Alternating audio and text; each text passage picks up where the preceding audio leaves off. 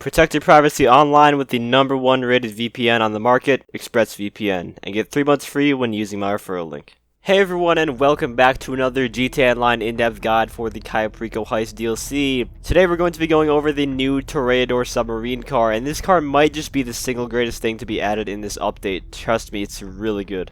Getting right into it, the Toreador has 3 weapons at its disposal. It's got homing rockets, torpedoes, and machine guns. The homing rockets will lock onto a target for a max of 150 meters. This is identical to that of the Stromberg, and it's about half of that of the Oppressor Mk, the Deluxo, those kind of vehicles. And the max range that they will travel is around 380 meters, which is again identical to the Stromberg. You'll see later into the video that it shares a lot of similarities with the Stromberg, actually. The missile tracking is really good, but not as good as the Oppressor Mk, the Ruiner, the Deluxo missiles. It's comparable to the Stromberg in terms of missile tracking. It's not the best, but it's still decent. For the first time ever for a special vehicle like this, it has unlimited rockets. I sat here for a good 2 or 3 minutes just shooting rockets non-stop, and it never ran out. So either it has an absolute ton of rockets, or it's unlimited, which is insane considering they have good tracking too. The torpedoes are another form of weaponry on board the Toreador. These have a lock-on range of around 75 to 80 meters, which is on par with its competitor, the Stromberg.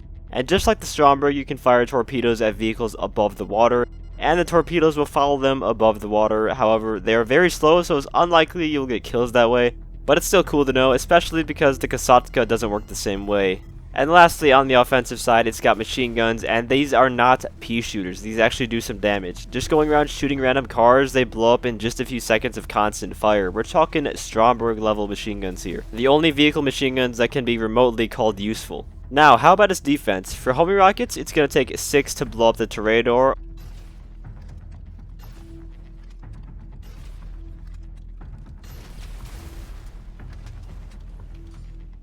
Or it will blow up in just 2 RPGs. More than likely you're going to be taking homing rocket damage in this vehicle, so 6 homing rockets is going to be the one you want to pay attention to. Another thing that I consider a defensive perk is that it has no special minimap icon at all, so when you drive this thing it shows up as a normal dot like you're driving any old normal vehicle. The element of surprise is going to be on your side against attackers in the Toreador.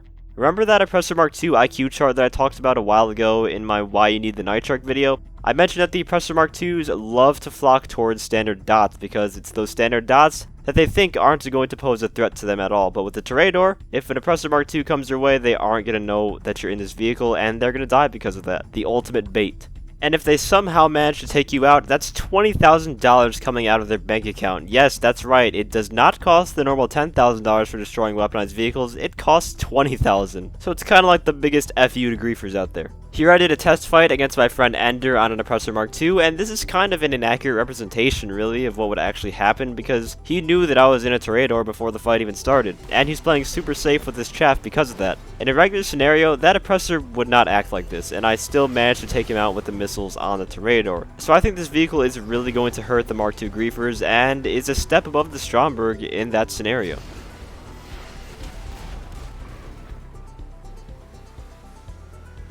The last thing we need to talk about is performance. In a straight line test at the airport, the cars pretty much act the same, the Stromberg and the Toreador, of course. It might look like I'm ahead in this scenario, but that's just because I shot off the line a tad before my friend JSM did, and as we go on, I don't gain a lead on him and he doesn't catch up to me at all, so on land they appear to be the exact same, at least in a straight line. In my personal opinion, I like how the Toreador handles a bit better, but that's just my opinion, that's not actually a fact. But we're forgetting one thing, the Toreador has a boost that will propel the car forward with only a 2-second recharge time, so the Stromberg really has no chance in an actual free mode scenario of catching up to this thing. Underwater, things get interesting. The Toreador appears to move faster in the water than the Stromberg does. You can see in this footage, the Stromberg started out in front of me, but after just a few seconds, I eventually pass him and keep gaining a bigger lead on him. And that's before we bring the boost into the equation. Yes, you can use the boost underwater, and it recharges in the same amount of time, and this also makes it the fastest underwater vehicle in the entire game. So fast that you can even outrun enemy torpedoes, which essentially makes you near impossible to kill in naval combat when you're in this vehicle. Also with the boost, you can practically turn into a vehicular dolphin by hopping out of the water with it. It's It's really a lot of fun to try to get a lot of height when you're hitting some of the waves. The Toreador also comes with a sonar to help detect submerged Kasatkas and underwater collectibles, which is just another bonus on top of everything else that I've shown here. But in short, this vehicle basically does everything the Stromberg does, but way better. It improves in all areas the Stromberg struggled in: speed when underwater, surprise attacks, missile ammo,